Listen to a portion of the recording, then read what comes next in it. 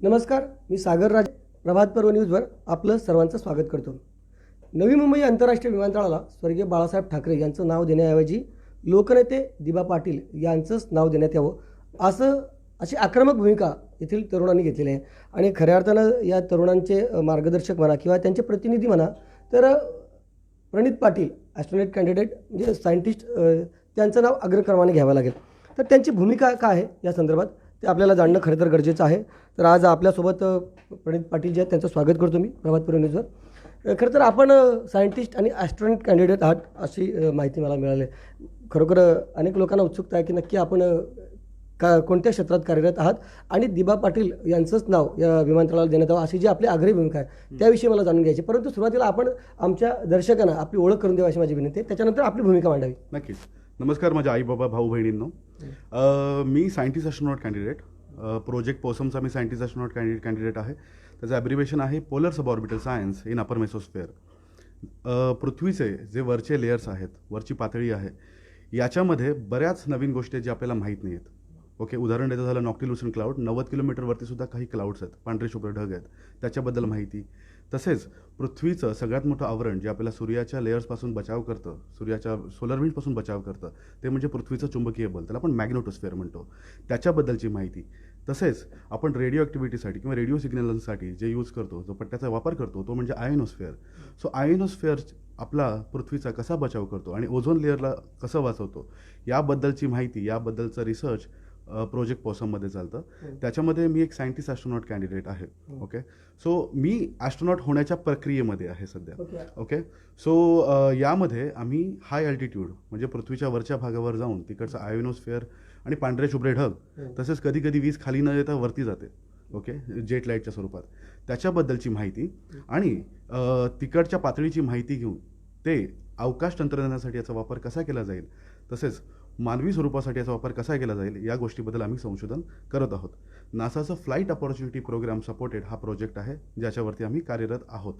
दादा, तुला मला सांगायला आवडेल आणि माझ्या भावा बहिणींना पण सांगायला आवडेल, आताचं जग आपण स्पेस डिमॉक्रेटायझेशनचं जग म्हणून ओळखतो. म्हणजे काय, तर अवकाशाच्या लोकशाहीकरणाला सुरुवात झालेली आहे. अवकाश सगळ्यांसाठी ओपन झालेला आहे. ज्या पद्धतीने आपण एअरपोर्ट सगळीकडे पाहतो, लवकरच स्पेसपोर्ट ही संकल्पना सगळीकडे येते. मला सांगायला तुम्हाला आश्चर्य वाटायला नको की पहिलं स्पेसपोर्ट ॲक्टिवेटसुद्धा झालेलं आहे. अमेरिकेच्या टेक्सास या राज्यामध्ये ग्रीनफील्डमध्ये पहिलं स्पेसपोर्ट होतं.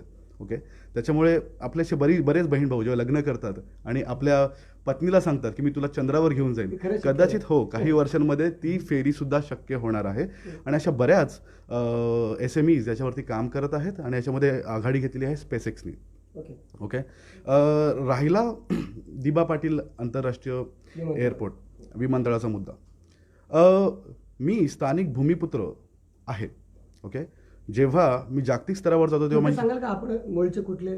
राईट, माझं गाव मोठे शहापूर, अलिबाग तालुक्यातील. ओके, आणि माझी जडणघडण ही पनवेल तालुक्यात झाली.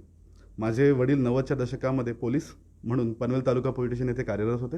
ओके, 2010 नंतर साधारण 2013ला त्यांनी निवृत्ती स्वीकारली. ओके, बरेचसे टेबल्स CIDमध्ये सुद्धा त्यांनी काम केलेलं आहे. सो त्यांचे अनुभव मला मिळालेले आहेत. दादा, मला तुला सांगायला आवडेल की ज्या पद्धतीने आमची वाढ झाली त्याच्यामध्ये आम्ही एकच शिकलो, स्वाभिमान. आणि त्या स्वाभिमानाने जगायचं. काही झालं तरी लाचारी नाही पत्करायची. ओके, ते किड्यामुंगळ्यासारखं जगणं आम्हाला कधी शिकवलंच गेलं नाही. आणि याच विवेचनेतून मी लहानपणापासून काही ध्येयपुरुष, काही त्यागपुरुष, त्यागमूर्ती पाहण्यात आलेले आहेत माझ्या मनात. जागतिक स्तरावरती मी एक भारतीय आहे, भारतामध्ये मी एक मराठी आहे, महाराष्ट्रामध्ये मी एक स्थानिक भूमिपुत्र आहे. ओके, त्यात माझी जात आगरी असेल, पण जेव्हा दिबा पाटील आंतरराष्ट्रीय विमानतळ हा मुद्दा येतो तेव्हा जातीपुरता नाही राहत. हा एका क्लासचा मुद्दा होतो, एका समाजाचा मुद्दा होतो. जे रंजले गांजलेले पिसलेला समाज आहे त्याचा मुद्दा होतो, OBC समाजाचा मुद्दा होतो. जेव्हा 12.5% मुद्दा आला, हा फक्त आगरी जातीपुरता मर्यादित नव्हता.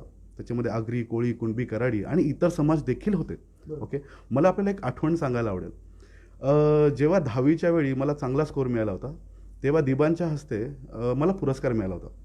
तो आगरी समाज भवन येथे पुरस्कार मिळाला. दिबा फक्त आगरी जातीतील मुलामुलींना पुरस्कार नव्हते देत, तर ते सर्व जातींचा सन्मान करायचे, एका समाजाचा सन्मान करायचे. सो एक समाज नेते होते. ओके, सोबतच बाळासाहेब ठाकरेंना पाहतच आमची वाढ झाली. त्यांच्याकडनंच आम्ही शिकलो की अक्षरांचं रूपांतर निखर शब्दात कसं करावं आणि निखर शब्दातून कुठल्याही प्रकारात लाचारी न पत्करता स्वाभिमान, मराठी स्वाभिमान म्हणून पुढे वाटचाल कशी करावी. सो म्हणाल तर ते आमचे विचाररूपी गुरु आहेत आणि त्यांच्यापासूनच ही वाटचाल आमची जगामध्ये कुठेही राहशील स्वाभिमानी राहा ही वाटचाल आम्ही चालू केलेली आहे. ओके. इथला स्थानिक भूमिपुत्र पुरुष म्हणून माझी झोप उडाली दादा, खरंच झोप उडाली, झोपच येत नाही मला. याचं सगळ्यात महत्त्वाचं कारण म्हणून का नाव देतो आपण शहरांना, प्रकल्पांना नावं का देतो. आता तू मुंबईचं उदाहरण बघ दादा, मुंबईचं आधी नाव काय होतं, बॉम्बे. मुंबई का नाव दिलं आपण, जी मुंबईची गावदेवी आहे मुंबादेवी, त्या अर्थाने आपण तिचं नाव दिलं. त्यावेळी ह्या गोष्टीला खूप विरोध झाला होता. पण आज दादा जाणीव झाली, मुंबई आहे माझी मुंबई आहे. जेव्हा अमेरिकेवरून जेव्हा आम्ही छत्रपती शिवाजी महाराज आंतरराष्ट्रीय विमानतळावर उतरतो ना, तेव्हा घोषणा येते, छत्रपती शिवाजी आंतरराष्ट्रीय विमानतळावर तुमचं स्वागत आहे. ती एक भावना देते की आम्ही स्वराज्यात आलोय, माझ्या राज्यात आलोय, आपल्या मातीत आलोय. आणि मग तिथून बाहेर जाऊन ती वाटचाल, आई पप्पांची वाट बघणं, ओके, आणि त्यांनी माझ्यासाठी भाकऱ्या आणण्याची वाट बघणं आणि तिथून घरी जाणं, हा माझा परिसर, माझी भूमी पाहण्याची वेगळीच गोष्ट मनात असते. विश्वाचं एक्सप्लोरेशन, विश्वामध्ये संशोधन करत असताना भावानं बहिणींना तुम्हाला सांगायला आवडेल मला की प्लॅनेटरी सेटलमेंट चालू झालं, आपल्या दुसऱ्या ग्रहावर राहायला जाऊ शकतं, कारण की पृथ्वीवरचं वातावरण हळूहळू गरम होतं आहे. ओके. तसेच कदाचित काहीशे वर्षच राहिलेत पृथ्वीवरती. ओके. तुम्ही जर विश्वाचा नियम बघितलात तर तो समतोल आहे, बदल नाही, समतोल. हा समतोल आम्ही स्थानिक भूमिपुत्र आमच्या निसर्गात राखायला बघतोय. ओके. आता मला सांगा, बाळासाहेब म्हणजे नॅशनल लीडर, नॅशनल पुरुष. आपण त्यांचं नाव कुठेही देऊ शकतो, अगदी कुठेही. ओके. पण माझी जी स्थानिक भूमी आहे, जिथे तो रंजला गांजलेला समाज आहे, ज्यांच्यासाठी दिबाबाबांनी, आम्ही बाबा बोलतो कारण की आम्ही वरिष्ठांना सर्वांना बाबा म्हणतो, त्यांचेच आम्ही वंशज.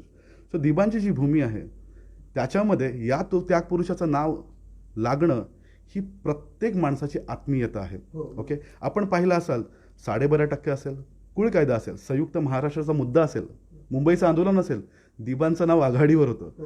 आपल्याला माहितीच असेल की बेळगावच्या सीमाप्रश्नी दिबा आणि वसंतराव पाटील हे दोन असे व्यक्ती होते ज्यांनी जामीन नाही घेतला, जामीन नाकारला त्यांनी. शेवटी 1 वर्षानंतर त्यांना रिलीज करण्यात आलं. येस. हे काय सांगतं दादा आपल्याला, स्वाभिमान, स्वाभिमान. ओके. कुठल्याही परिस्थितीत लाचारी नाही पत्करायची, स्वाभिमानाने जगायचं. हेच बाळासाहेबांनी आम्हाला शिकवलं आणि आमच्या दिबांनी आम्हाला शिकवलं. आज आम्हाला सांगा, इथल्या स्थानिक समाजासाठी ही पहिली आणि शेवटची संधी आहे. तुम्ही पाहिलं असाल तर इथे मुघल येऊन गेले, महाराजांनी पारतंत्र्यात राहिलेला समाज स्वीकारला नाही, त्यांनी स्वराज्याची नीव रचली. का रचली नीव? त्या 40 वर्षाचं योगदान 400 वर्ष पलीकडे त्यांचे वंशज पाहतील म्हणून ती नीव राखली. हीच गोष्ट आपण बाळासाहेब रूपी दैवपुरुषामधून पाहिली, हीच गोष्ट आम्ही दिबारूपी दैवपुरुषांमध्ये पाहिली. ओके. आता ही गोष्ट आम्ही इकडचे स्थानिक भूमिपुत्र तरुण म्हणून नाही करू शकलो तर जगात आम्ही कुठेही नाव करू, आमचा उपयोग नाही. आमची ओळखच आमची संपुष्टात आली तर आमचा उपयोग नाही. आपण पाहिलं असेल की मुंबई प्रादेशिक परिसरामध्ये जेव्हा जेव्हा इथे जडणघडण झाली तेव्हा बाहेरील व्यवहारीकरण खूप झालं. बाहेरील व्यवहारीकरणामध्ये आमच्या खाड्या बुजवल्या गेल्या, आपले उद्योगधंदे, पारंपरिक उद्योगधंदे दूर केले गेले, प्रायव्हेटाईज स्ट्रक्चर झालं, त्याच्यामध्ये व्यावहारीकरण, अस्तित्व याच्यावर मोठा प्रश्न तयार झाला. आज तुम्ही म्हणाल तर आपण अस्मितेच्या 3ऱ्या चरणात आहोत आणि यावेळी आपण आपली ओळख नाही जपली तर तो निसर्गाचा समतोल आपणच बिघडवत आहोत. याची शाश्वती प्रत्येक भाऊ बहिणींनी बाळगली पाहिजे, कारण की ही आपल्यासाठी पहिली आणि शेवटची संधी आहे आपली अस्मिता जपण्यासाठी. ओके. तर दादा, दिबा पाटील आंतरराष्ट्रीय एअरपोर्ट, जसं मी तुला सांगितलं की मुंबई एअरपोर्टवर आपण उतरतो तेव्हा ती भावना येते, तसंच जेव्हा आम्ही ऐकू दिबा पाटील आंतरराष्ट्रीय एअरपोर्टवर आपलं स्वागत आहे तेव्हा ती भावना माझ्या घरात आल्यासारखी वाटेल मला आणि साहजिकच आपल्या पुढच्या पिढीच्या प्रत्येक मुलाबाळांना वाटेल. तर मला विचारायचं आहे, दिबांचं नाव विमानतळाला दिल्यानंतर आपली फक्त अस्मिता जपली जाईल ही गोष्ट जरी खरी असली, त्याच्या पलीकडे देखील अनेक मुद्दे आहेत. म्हणजे हे नाव देण्याने इतर कुठले फायदे होतील असं आपल्याला वाटतं? निश्चित. आम्ही सर्व तरुणींनी एकत्र येऊन इथे एक योजना आणली. त्या योजनेचं नाव म्हणजे स्मार्ट भूमिपुत्र. स्मार्ट भूमिपुत्र म्हणजे काय? आपले संस्कार, आपले कुलाचार, आपली बोलीभाषा जपून 21व्या शतकातील 2ऱ्या दशकामध्ये आहोत आपण, त्याची ॲडव्हान्समेंट जपणं. नुसती शहरं नाही, स्मार्ट शहरामध्ये इथल्या स्थानिक भूमिपुत्राचा रोल आघाडीवर असणं ही आमची उपाययोजना. ओके.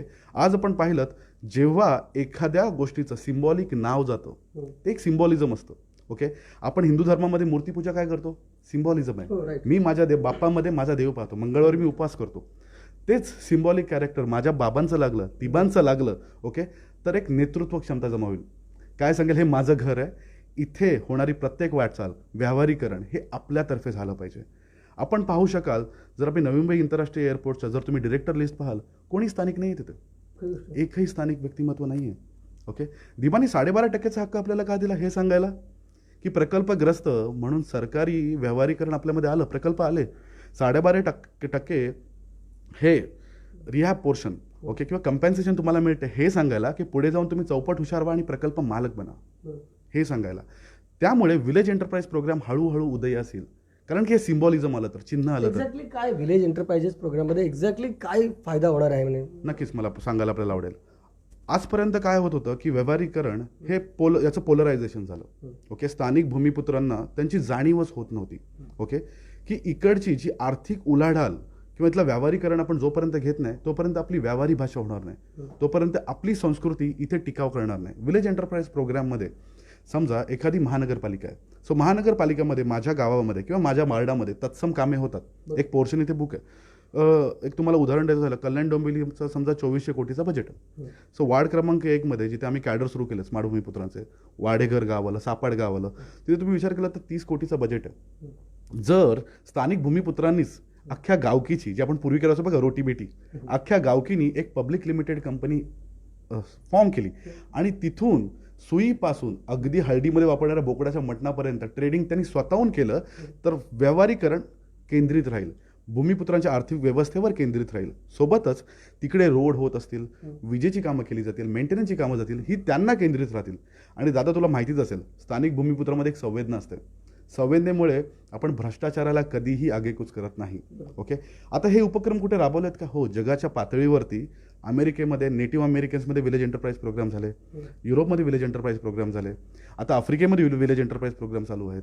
हे का चालू झाले? हे कधी चालू झाले म्हणजे आता प्रॅक्टिकली इथे हे शक्य आहे का? कारण आत्ताची जी परिस्थिती पाहाल तर फार कॉम्प्लिकेटेड सगळ्या म्हणजे बाबी आहेत. म्हणजे नियम असतील, सरकारी नियम असतील, त्याच्यामध्ये तुमची क्षमता असेल, या सगळ्या गोष्टी पाहिल्या जातात नॉर्मली, बरोबर ना? इथे शक्य आहे का असं तुम्हाला वाटतं? निश्चित शक्य आहे, निश्चित शक्य आहे. तुम्ही जी इथे बिल्डर व्यवस्था पाहताय ती कुठून आले? ते बाहेरनंच आलेत ना. बरोबर. जर ते त्यांच्याकडनं शक्य होत असेल तर हे आपल्याकडनं शक्य का नाही होणार? मला तुम्ही सांगा. आपल्या लोकांना अंधारात ठेवलं त्या सगळ्या बाबीपासून पूर्वी देखील कदाचित म्हणजे मी बोलतो बऱ्याच ठिकाणी की आमच्या प्लॉटमध्ये जेव्हा दिले भागीदारी असती कदाचित किंवा आमच्या कंपन्या आल्या त्या ठिकाणी देखील जर भागीदारी असती तर आताचा समृद्ध झाला असता. आता नव्यानं आपण सांगता तर त्याच्यामुळे ते कदाचित बेनिफिट होईल, परंतु एक्झॅक्टली ते कसं काय म्हणजे राबवू शकता येईल? आताच मला तुम्हाला एक मुद्दा लगेच सांगायचा आणि त्याचं उदाहरणच मी नवी मुंबई आंतरराष्ट्रीय एअरपोर्टवरनंच देतो. ओके, चला. नवी मुंबई आंतरराष्ट्रीय एअरपोर्ट, तुम्ही कुठल्याही आंतरराष्ट्रीय एअरपोर्टाचं फॅसिलिटी बघाल तर जवळजवळ 25% वरती इंटरनल रेट ऑफ रिटर्न असतं. 25% वरती. सागर दादा, तुम्हाला पाहायला आवडेल की जेव्हा जेव्हा आंतरराष्ट्रीय एअरपोर्ट तिथे येतो तेव्हा निरनिराळ्या फॅसिलिटीज येतात. ओके. वर्ल्ड क्लास हॉटेल्स येतात, हॉस्पिटॅलिटी सर्व्हिसेस येतात, एव्हिएशन पार्क्स येतात. ओके. त्याच्यानंतर कमर्शियल पार्क येतात, IT पार्क येतात, डेटा सेंटर पार्क येतात, मग रेसिडेन्शियल पार्क येतात. आपल्या भाऊ बहिणींचं काय झालं? त्यांना फक्त रेसिडेन्शियलकडेच ते कवर्ड अप झालं. ओके. माझा प्लॉट एखाद्या बिल्डरला द्यायचा आहे, त्याच्यानंतर मला फ्लॅट घ्यायचे, मग ते मला फ्लॅट भाड्याने द्यायचे. जर माझ्या घरामध्ये एखादा सण असेल किंवा घरामध्ये उत्सव असेल, मुलाचं लग्न असेल, मुलीचं लग्न असेल, तर मी कदाचित तो एखादा फ्लॅट काढणार आणि माझी हळूहळू जी हयात आहे ती कमी करणार. ओके. जी ॲक्च्युली दिबाबाबतकडेच आपल्याला मिळालेलं आहे. पण जो कमर्शियल पोर्शन आहे त्याच्याकडे आपण इग्नोर करतोय. कमर्शियल पोर्शन हे तुम्हाला तुमचा जो मुलगा मुलगी तुमच्या पिढीमध्ये जन्माला येईल तो सोन्याचा चमचा तोंडात घेऊन येईल. ओके. कारण की ती आयुष्यभर तुमच्यासोबत पिढ्या तुमच्यासोबत राहील. आणि जेव्हा इकडचे व्यवहार केंद्रित तुमच्यासोबत राहतील, म्हणजे एक उदाहरण देतो, खूप साऱ्या फॅसिलिटीज आहेत, हॉटेल्स आहेत. अख्खी गावकी नैना प्रकल्पामध्ये एकत्र आले आणि म्हणाले की ओके, हा प्लॉट आहे ह्या हॉटेलसाठी आमच्याजवळ. ओके. त्यांनी अनालाइज करावं, हा पार्क आहे, हा प्लॉट आहे, हा एव्हिएशन पार्कसाठी आहे. सगळ्या गावकीने एकत्र यावं. ओके. सिडको का तुमच्यावरती येते करायला? एक लक्षात घ्या, सिडको ही एक व्हेइकल कंपनी आहे. त्याचं नियंत्रण सिडकोकडे नाही, ते राज्य सरकारकडे आहे, सगळ्यांना माहिती आहे. त्याच्यामुळे जेव्हा सिडकोवर मोर्चे निघाले ना तेव्हा मी खूप कन्फ्युज व्हायचो. का? कारण की त्याचे ड्रायव्हरच वेगळे आहेत. ती एक व्हेइकल आहे, ती फक्त गाडी आहे. करेक्ट. सो यावेळी माझा प्रश्न यांना असा असायचा, सिडकोने आपल्याकडे डेव्हलपमेंट का केली? कारण तुम्ही नाही केली. जर इकडच्या स्थानिक भूमिपुत्रांनी ही पेरणी केली असती आणि नेतृत्वानी पेरणी केली असती एकत्र येऊन की इकडची डेव्हलपमेंट आपण करूया, इकडचे व्यवहारिस्थान आपण घेऊया, तर हे शक्य झालं असतं. ही याच्यासाठी काय लागते? हिंमत आणि एक स्वाभिमान लागतो. जगाच्या पातळीवरती एअरपोर्ट डिझायनर आर्किटेक्ट खूप आहेत, फॅसिलिटी मॅनेजमेंट खूप आहे. इथे सुद्धा अदानी जरी पोर्ट करत असाल तर फॅसिलिटी मॅनेजमेंटला निरनिराळ्या कंपन्या येणार आहेत, त्या तुमच्यासोबत आल्या असत्या. एक सागर साधा मुद्दा आहे, या एअरपोर्टमध्ये अगदी वर्ल्ड बँक पासून आंतरराष्ट्रीय पैसा इथे लागणार आहे. नक्कीच जेव्हा इथे आंतरराष्ट्रीय पैसा लागतो तेव्हा बाहेरच्या कंपन्या काय विचार करतात पैसे टाकणारा, की तिकडचा समाज तुमच्यासोबत आहे का? कारण तुम्ही तर बाहेरून आला, तुम्ही कदाचित पळून जाल, समाज आहे का? त्याच्यामुळे सोशिओ इकॉनॉमिक अनालिसिस केलं जातं. ते सोशल इकॉनॉमिक अनालिसिस छोटे छोटे शेअर्स दाखवून, अंधारात दाखवून त्यांच्याकडनं पण पैसा घेतलेला आहे. दादा हे लक्षात घे. आज जरी नवी मुंबई आंतरराष्ट्रीय एअरपोर्ट सुरू झालं आहे, ओके, त्याचं काम सुरू झालं आहे आणि काही वर्षात कदाचित एखादी फ्लाईट उतरेल आणि टेक ऑफ घेईल, पण आत्ता स्मार्ट भूमिपुत्र म्हणून मी तरुणांना सांगेन की अख्खी गावं एकत्र करा, सगळी गावं एकत्र करा आणि गावं एकत्र करून आपण एव्हिएशन पार्क, आपण हॉस्पिटॅलिटी पार्क, आपण डेटा सेंटर पार्कला चालना देऊया, जेणेकरून आपली पिढी विस्थापित नाही होणार. मुंबईमध्ये आपण हे उदाहरण पाहिलं दादा, ओके. त्यामुळे गृहीत धरणं बंद होऊ जाईल, कारण की हळूहळू आपल्याला जाणीव होऊन जाईल दादा, ओके. जसजसं आर्थिक कारण, अर्थकारण आणि समाजकारण, संस्कृती आपल्यामध्ये बलावेल ना, आपल्याला जाणीव होत जाईल की आपण जो स्टेप घेतली ती योग्य आहे. त्याच्यासाठी सगळं एकत्र येणं गरजेचं आहे. पण एक म्हण म्हणतात नाही का, असतील शीत तर जमतील भूतं, ओके. जर एखाद्या प्रोजेक्टमध्ये, प्रकल्पामध्ये पोटेन्शियल आहे पैसा मिळवण्याचा, हे जेव्हा याची शक्यता जेव्हा सरळ दिसते तेव्हा आणि तेव्हा प्रकल्प राबवला जातो आणि स्वीकारला जातो, ओके. याच्या व्यतिरिक्त काही नाही याच्यामध्ये, ओके. आता मलाही माहिती आहे, मी सडनली सांगून एअरपोर्ट बांधतोय, मुंबईमध्ये प्रकल्प करतोय, होईल का? नाही. यासाठी छोटे छोटे उदाहरणं तयार करायला लागतील आपल्याला आणि ती छोटे छोट्या उदाहरणांची एक चेन, एक साखळी बनून मोठ्या उदाहरणांकडे जावं लागेल. हाच प्रयत्न आहे आपला, ओके. आणि त्या ठिकाणी आपली स्मार्ट भूमिपुत्रांची काही शक्तिस्थानं गावं आहेत, तिथून आपण सुरुवात करतो. बरं, प्रणित यांच्याविषयी जर बोलायचं झालं, अतिशय त्यांच्याकडे ना असं मला वाटतं फार मोठा साठा आहे शब्दांचा आणि त्यांची मांडणी आहे ना इतर सगळ्यांच्यापेक्षा मला स्वतःला वेगळी वाटलेली आहे. आपल्याला या संदर्भात काय वाटतं, आपली कमेंट अवश्य करा. मी आता दुसऱ्या मुद्द्याकडे जाईल. तुम्ही दिबा पाटलांचं नाव या विमानतळाला द्यावं यासाठी आग्रही आहात आणि आक्रमक आहात.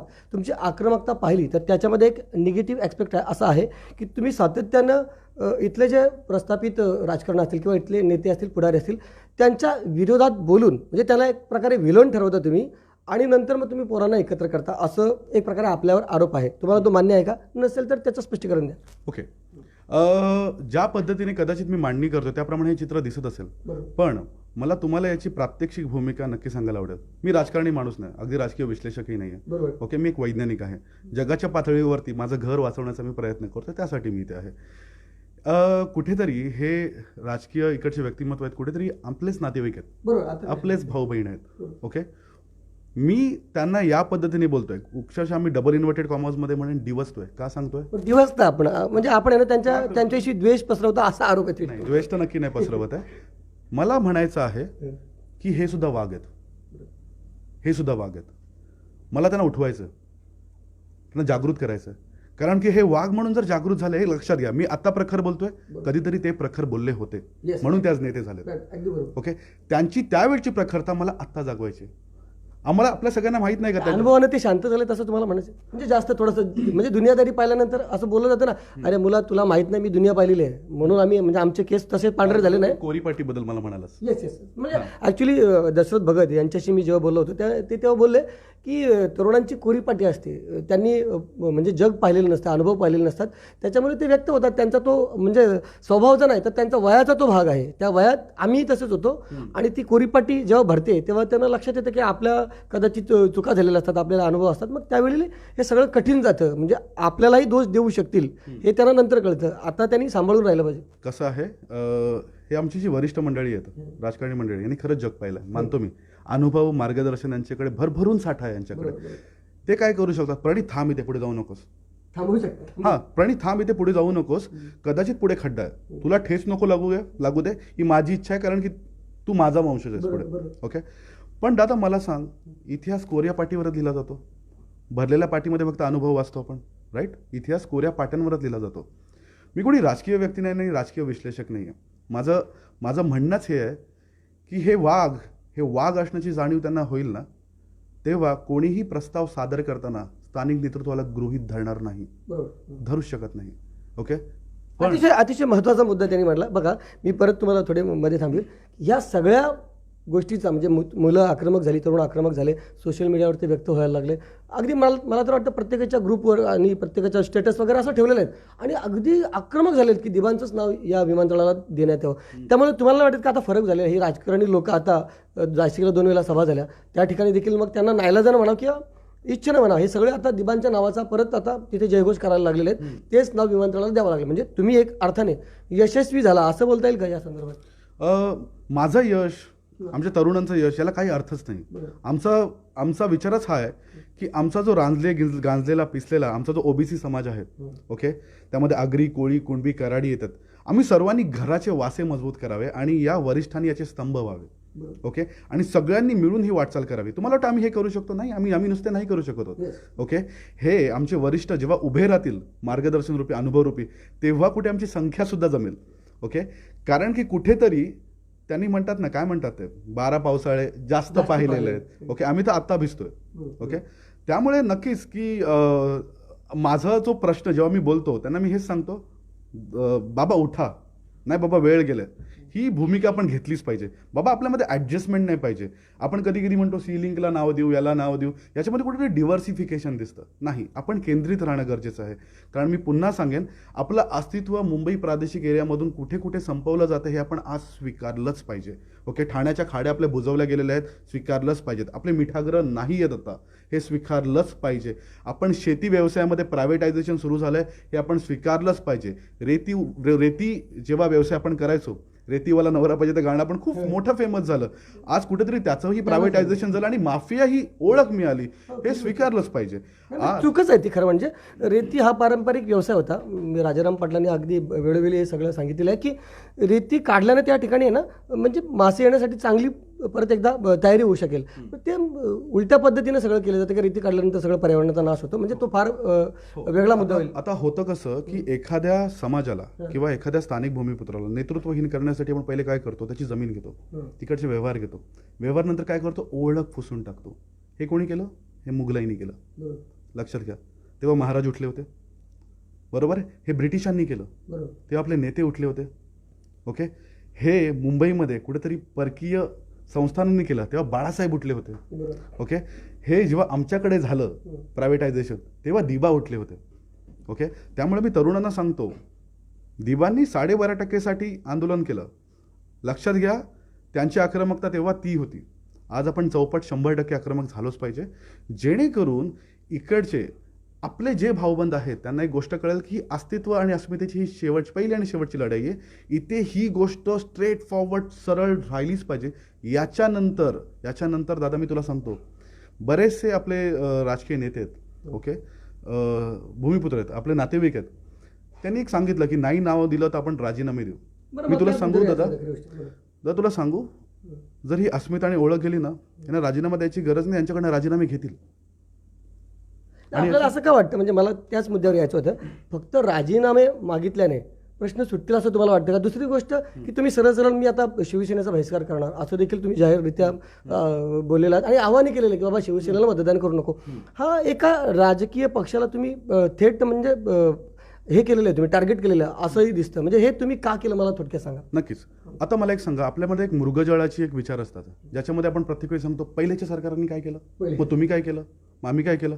मला एक सांगा, लोकशाहीमध्ये आपल्याला एकाच वेळी अधिकार मिळतो जेव्हा आपण मतदान करतो आणि एखाद्या नेतृत्वाला निवडून देतो, करेक्ट. आता या लोकशाहीमध्ये जर तुम्ही पाहाल, खूप बलाढ्य लोकशाही आपली, ओके. आर्टिकल 19 बोलण्याचं स्वातंत्र्य आपल्याला दिलेलं आहे. पण हे होत असताना आपण कुठेतरी गृहीत धरतो, हे मला दिसून आलं. आपण कोणाला आता प्रश्न करू शकतो, आपण प्रश्न करू शकतो सत्तेमध्ये त्यांनाच, कारण की त्यांच्या मार्फत हा प्रस्ताव जातोय, त्यांच्या मार्फत.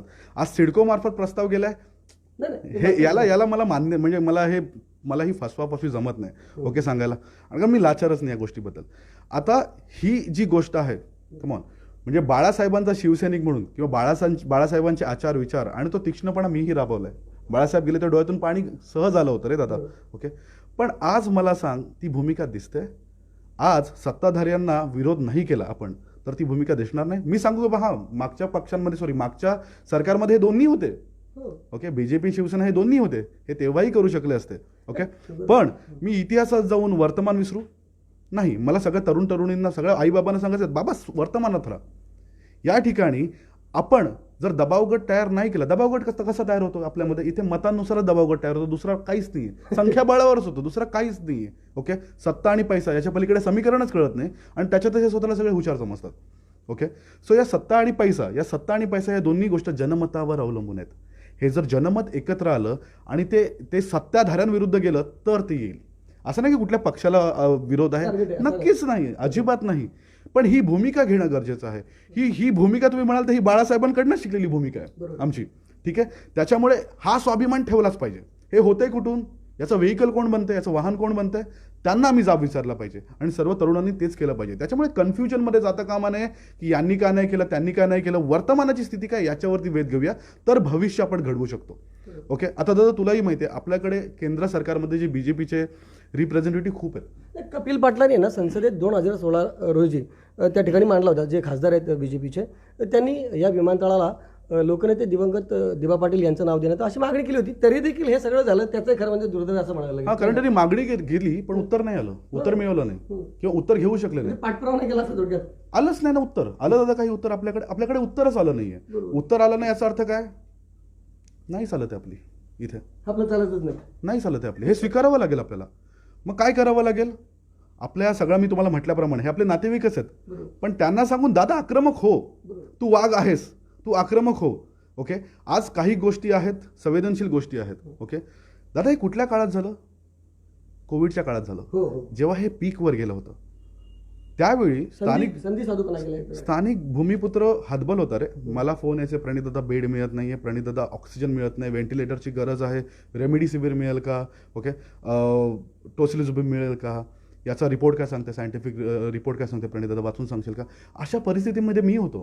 ओके, म्हणजे काही महिन्यापूर्वी मी पॉझिटिव्ह होतो, मी रिकवर केली, मला भयानक अनुभव आला, तो मी मांडला पण सोशल मीडियावरती की सर्दी नाही आहे बाबांनो. या सगळ्या अनुभवामध्ये सडनली हे आलं. प्रस्ताव गेला काय, मंजुरी मिळते काय, या काळात मंजुरी मिळते काय, हे भयानक चित्र होतं माझ्यासाठी. हे भयानक चित्र का होतं, मोगलाई आहे का, म्हणजे दादा बघशील तर ही महामारी आहे. महामारीमध्ये सगळ्या राज्यांनी, पक्षांनी, सामाजिक संस्थांनी एकत्र येऊन समाजाला पुढे नेणं गरजेचं आहे. म्हणशील तर यावर्षी जगणं महत्वाचं होतं, फक्त जगणं. गेल्या वर्षी, आज ही भूमिका येणं अपेक्षितच नव्हतं. ओके, जेव्हा महाराज होते तेव्हा महाराजांनी स्थानिकांना महत्त्व दिलं. 12 बलुतेदार 18 पगड जाती.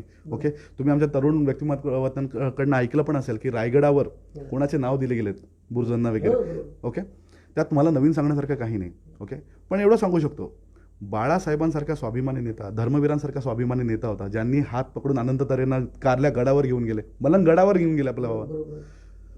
तर याच त्याग पुरुषाचा त्याग व्यर्थ जाईल किंवा याच्याबद्दल विश्लेषण देता येईल ही भूमिकाच नसते आली.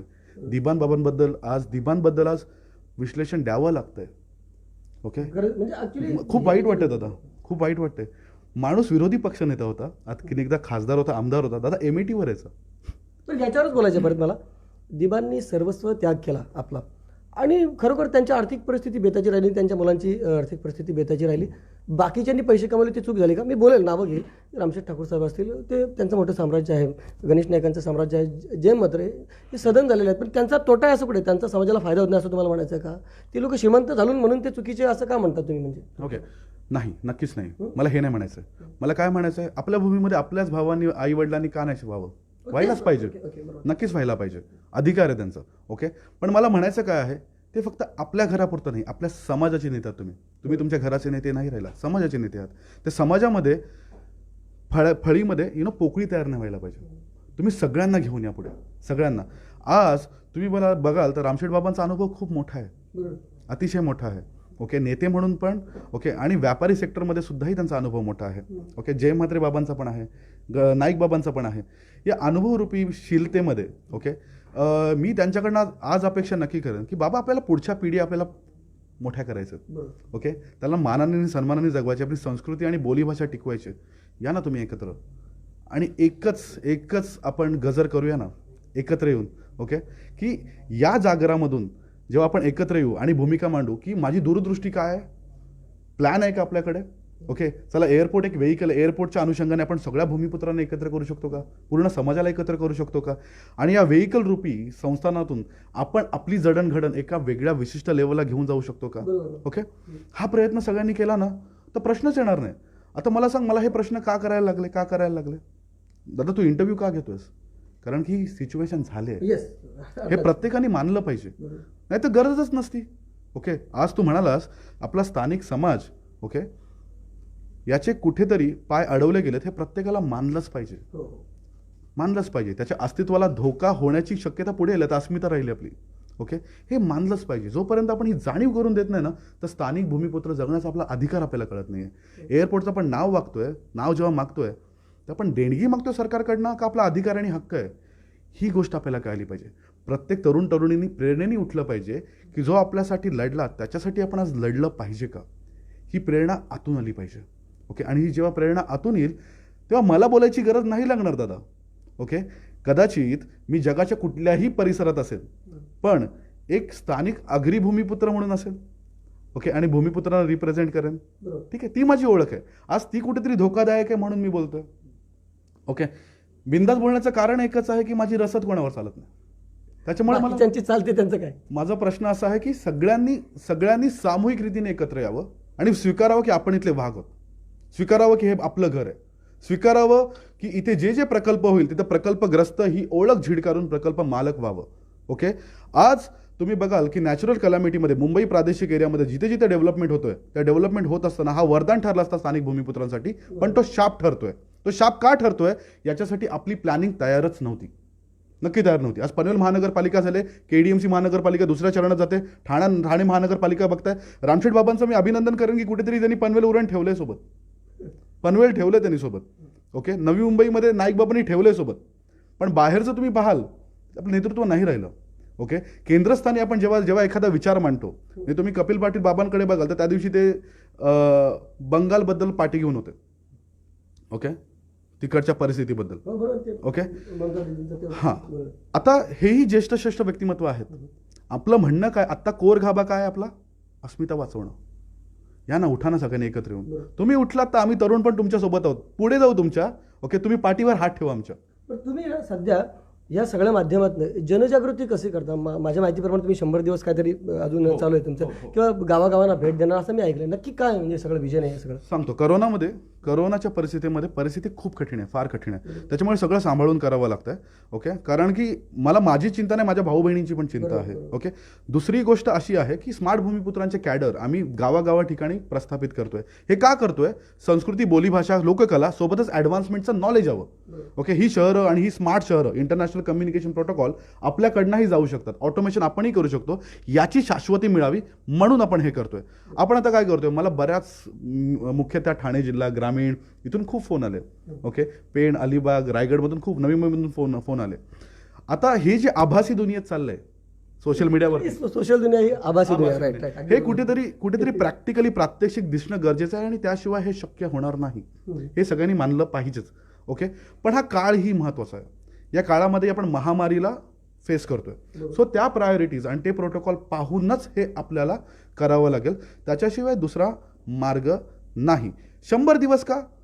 दादा तुला माहिती आहे, एखादी गोष्ट चालू होते त्याला एक पीकवर पोचते आणि खाली पडते. तिला स्थैर्य देणं गरजेचं आहे, हे मी जाणतो. ओके, आम्ही आमच्या अवकाशाच्या लँग्वेजमध्ये त्याला ट्रॅजेक्टरी म्हणतो. ओके, तुम्ही कधी बघाल रॉकेट असा वरती जात नाही, तो ट्रॅजेक्टरी म्हणजे काय डेव्हिएशनमध्ये जातो. ओके, आणि नंतर पृथ्वीच्या कक्षेच्या बाहेर जाऊन तो पृथ्वीभोवती ऑर्बिट करायला लागतो, गोलाकार फिरावा लागतो. ही ट्रॅजेक्टरी अशी आहे. सो माझं कर्तव्य आहे की मला ही ट्रॅजेक्टरी मेंटेन ठेवायची आहे, चालू ठेवायची आहे. ओके, लोकांना विस्मृतीत गेलं नाही, अजिबात नाही. हा अस्मितेचा प्रश्न आहे, हा पहिली आणि शेवटची लढाई, याच्यानंतर लढाई नाही. ओके, याच्यानंतर सगळ्यांनी विसरून जा की आपलं अस्तित्व आणि अस्मिता काय होतं. तुम्हाला मी सांगतो, आज आपण ही पोझिशन नाही घेतली, आपण हा पवित्रा नाही घेतला, दादा हे 100% नाव लावतात. तुला माहिती आहे, 100% लावतात. आज आपण पवित्रा नाही घेतला तर दिबांचे वंशज म्हणून काय दाखवू? पुढच्या पिढीला मी काय सांगू की तुझ्या बापांनी प्रयत्नच नाही केले? आज प्रत्येक स्थानिक भूमिपुत्राला हा प्रश्न पडलेला आहे. आगरी, कोळी, कुणबी, कराड्यांना हा प्रश्न पडलेला आहे. अगदी शहापूरपर्यंत ही आग गेले ठाणे जिल्ह्याचा. ओके, आणि सगळेजण येणार आहेत, पण करोनाच्या काळामुळे कुठेतरी थांबलेत का? दुसऱ्यांना अपाय नको म्हणून. पण हां, याची बांधणी होते आणि ही बांधणी वरिष्ठांच्या मार्गदर्शनानुसारच होणार, कारण की म्हटलं ना भरलेली पाठी येते. त्यांचे अनुभव नक्कीच आले पाहिजेत बरोबर. आणि त्यांचे अनुभवरूपी मार्गदर्शन आम्हाला टर्न आउट करायचे आहे तरुण रक्तांमध्ये. ओके, हा आमचा प्रयत्न आहे. बरं, जसे इथे 2 वेळा सभा झाल्या त्या ठिकाणी तुम्ही स्वतः होता, तुम्हाला वाटतं का काय अजून त्याच्यामध्ये सकारात्मक सुरू झालेलं आहे या सगळ्याच्या बाबतीत? ओके, एक गोष्ट अशी आहे की आत्ता जर म्हणजे मी म्हणायचा सगळ्यांना सांगेन की सर्वपक्षीय सभा हे बोलणं आपण बंद करूया. ओके, परत तिथे पक्ष आणतोच आपण. हां, सर्व घरांची सभा आहे. होय. ओके, आगरी, कोळी, कुणबी, कराडी, ओबीसी सर्व समाजाची ही सभा आहे हे सांगूया. ही अराजकीय जेव्हा चळवळ होईल तेव्हा आपण न्यूट्रल होऊ. जेव्हा न्यूट्रल होऊ आपण कुठल्याही म्हणजे माझ्यावरती माझं पद किंवा ज्या ठिकाणी माझी सत्ता आहे, जिथे माझी पॉवर आहे, हे आपण विसरून जाऊ आणि घराकडे बघू. ओके, जेव्हा हे व्यक्तिमत्व अशा गोष्टी योजना चालतील तेव्हा आपण पुढे पाहू शकतो. स्क्रुटिनिटी म्हणजे एक प्रोसेस असते ज्याच्यामध्ये आपण निवेदन देतो, आवेदन देतो, ते मानलं, ते करावं लागतं. प्रश्न असा आहे किती वेळा निवेदन आवेदन. हे ज्या ऐतिहासिक पुरुषांची आपण नावं देतोय ते तर निवेदन आवेदनला वैतागले होते. त्याने आक्रमक पवित्रा घेतला तेव्हा कुठे सगळे झुकले. ओके, आज स्थानिक भूमिपुत्राला ती वेळ आलेली आहे. ओके, ज्या ठिकाणी आपण सांघिक बांधणी केलीच पाहिजे. दिबांचं नाव हा स्थानिक भूमिपुत्रासाठी अस्मितेचा प्रश्न आहे. तू विचार कर ना, अशा आंतरराष्ट्रीय एअरपोर्टवर दादा उतरू. मी तुला सांगितल्याप्रमाणे दिबा पाटील आंतरराष्ट्रीय एअरपोर्टवर आपलं स्वागत आहे, वेलकम टू दिबा पाटील इंटरनॅशनल एअरपोर्ट. सोबतच पुढे बाहेर येशील तू आपल्या लोककलेचा, म्हणजे आमचे मोरेश्वर काका आहेत, आमचं सर्वेश दादा आहे, असे बरेच साहित्यिक आहेत आपल्यामध्ये. ओके, त्यांचा लोककलेचा विस्तार आपण पाहू. ओके, आपले पारंपरिक उद्योगधंदे, त्यांची जडणघडण आपण एअरपोर्टवर पाहू, जेणेकरून जगाला हेवा वाटेल इथले स्थानिक भूमिपुत्र कोण होता, काय होता याची माहिती मिळेल. जर तू जागतिक स्तरावर एअरपोर्ट पाहशील ना, सगळीकडे तुला हे पाहायला मिळेल. ओके, अमेरिकेमध्ये पण नेटिव्ह एअरपोर्ट्स आहेत ज्यामध्ये बोलतात की welcome to the land of a natives. Okay, ज्या ठिकाणी तिकडचा जो आदिवासी समाज आहे त्याचा विस्तीर्ण भाग दाखवलेला आहे एअरपोर्टवर. आणि तुला तर मी पुढे सांगू, तिकडचे एअरपोर्ट स्थानिक भूमिपुत्र चालवतात, हो. आदिवासी चालवतात. म्हणजे मी तुला उदाहरण देतोय. तू आत्ताही जाशील गुगलवरती नेटिव्ह एअरपोर्ट सर्च कर, तुला कित्येक एअरपोर्ट भेटतील जिथे चालवतात. ॲडमिनिस्ट्रेशन पासून, ऑपरेशन पासून, ओनरशिप पासून सगळं तेच बघतात. गव्हर्नन्स फक्त सरकारचं आहे, कारण की सरकारला इन्फ्रास्ट्रक्चर पाहिजे होतं. इथेही तीच भूमिका होती. मुंबई आंतरराष्ट्रीय एअरपोर्टला सरकारला इन्फ्रास्ट्रक्चर पाहिजे होतं, एक्सटेन्शन पाहिजे होतं, नवी मुंबई आंतरराष्ट्रीय एअरपोर्ट. त्यावेळी सगळेजण एकत्र येऊन बोलले असताना आम्ही करतो, भावना नक्कीच दादा. ओके, पण आज कुठेतरी आपला प्रकल्प बाहेर दिला, अख्खा व्यवहार बाहेर दिला. भीती काय वाटते, जर व्यवहार बाहेर जातात तेव्हा काय होतं, सांस्कृतिक ठेवा बाजूला जातो, व्यवहारी भाषा बदलते, बोली भाषा खाली जाते. भाषा प्रांतावर रचत असताना मी इकडचा लोकल म्हणून स्थानिक बोलीभाषा मी जपलीच पाहिजे. ओके, ही माझी आत्मीयता आहे, ही माझी अस्मिता आहे. जर स्थानिक भूमिपुत्रांची भाषा, स्थानिक भूमिपुत्र म्हणजे भाषा मी विसरलो, कदाचित मला वाटतं ही माझी शेवटची पिढी आहे, तर थुकतील दादा माझी पुढची पिढी माझ्यावरती. त्याच्यामुळे मी माझ्या पद्धतीने प्रयत्न करतो, म्हणून माझी झोप उडाली आहे सध्या तरी. तर खरं तर अतिशय विस्तृत मुद्द्यांवर चर्चा झाली आणि अतिशय चांगली मांडणी केली. खरं तर त्यांच्यातला सायंटिस्टपेक्षा मला तर त्यांच्यातला साहित्यिक जास्त दिसला. त्यांच्या भाषेवर खूप चांगलं असं प्रभुत्व आहे. मराठी भाषेत त्यांनी एवढे चांगले मुद्दे मांडले की मला वाटतं नक्कीच ज्यांनी ही मुलाखत पाहिली असेल तर त्यांचे मुद्दे कदाचित त्यांना नक्कीच पटतील. ही मुलाखत कशी वाटली, त्यांची भूमिका कशी वाटली याविषयी आपली प्रतिक्रिया नोंदवायला विसरू नका. व्हिडिओ जर्नलिस्ट यासिन खानसह सागर राजे, प्रभात पर्व न्यूज करता, नवी मुंबई.